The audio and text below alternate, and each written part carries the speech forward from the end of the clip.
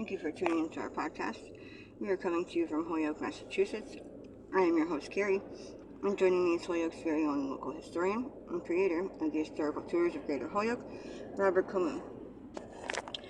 He offers both public and private tours, as well as presentations of the local canal systems, reservoirs, cemeteries, and churches, as well as various parks and streets in Holyoke, South Hadley, and Chicopee, Mass. Now you actually lead these tours and give these presentations yourself, is that correct?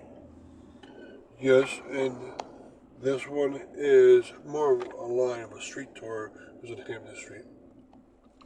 And today we'll be talking about the Fenton and Dunn Mill. So what did the Fenton and Dunn Mill make? Alright, this mill was run by those two people, and what they made carriages and wagons. Of course, pulled by horses most of the time. And they had come to Holyoke in 1873, and with the goal of making lots of carriages and lots of wagons for this industrial city. Now today we'll talk about what the plant looks like, but the best way to view it is on my website. It has a webpage just for this company. You can see what their company looked like and grow into. And we'll talk about what happened to the company and then talk about the two men themselves. But they made lots and lots of carriages, and it was a factory that was in the shape of a rectangle, and the inner court was used to go to the next station of production. So you'd wheel over to another part of production in the carriage. And they made all different carriages, whether it was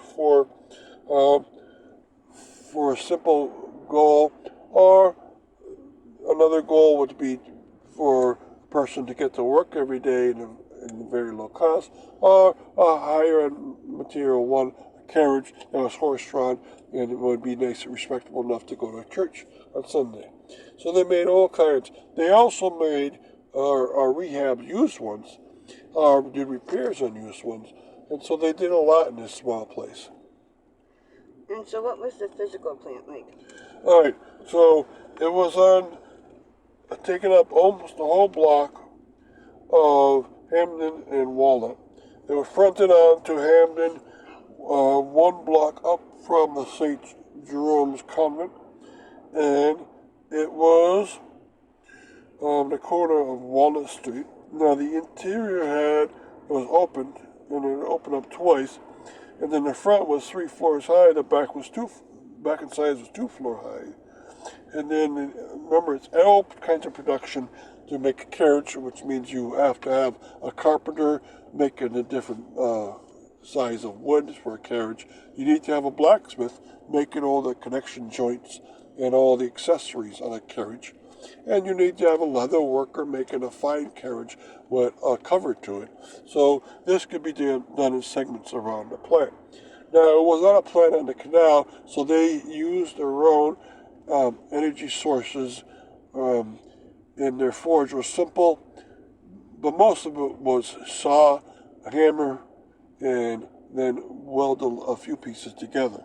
So it's real simple, and the industry itself would go out of business, and we'll talk about that. And quickly, before we continue with the rest of our interview, just to fill our listeners in, if you want to sign up for any of his various tours or find out any more information, you can check out his website at holyokecanaltour.org.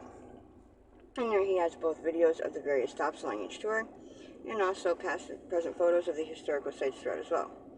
And if you're interested in setting up a private tour, you can email him directly at bobcat4214, capital B, @yahoo.com. And they are perfect for fun and educational outdoor activities for the whole family, or for your group parties, especially those special occasions and get-togethers. They also make for a great way to get outdoors for the day. So getting back to our interview, tell us about these two people, Fenton and Dunn. The two men were J.J. Fenton and M.J. Dunn. They came from Ireland, and they started up this company, and they saw the goal was that you need to have lots of not only residential-based carriages, but also massive scale carriages and carts with this industrial city. And so they spent a lot of time building up all different kinds of carriages and so forth, wagons. All right, now, Both men made Holyoke home, and they spent almost 40 years in Holyoke doing all this work. And so they became definitely Holyokers and loved the city very much. And it was said that their shop was first class and people loved to work there. There's a picture on the internet of the woodworking shop and the blacksmith shop. They're very clean, and the whole factory was a very gorgeous factory. And what happened to the company and what replaced it? Okay, the society changed greatly. So they started in 1873, and I would say by about 1912, 1913, they went out of existence. So they lasted about 40 years.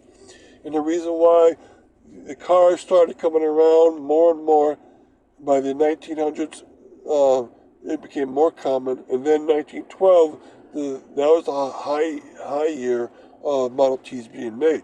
And they put basically a carriage and cart and wagon company out of business. And they couldn't do anything about it. And so what happened was that they were gone, but a company that was a spring bed maker came in called the Wagner Spring Bed Manufacturers.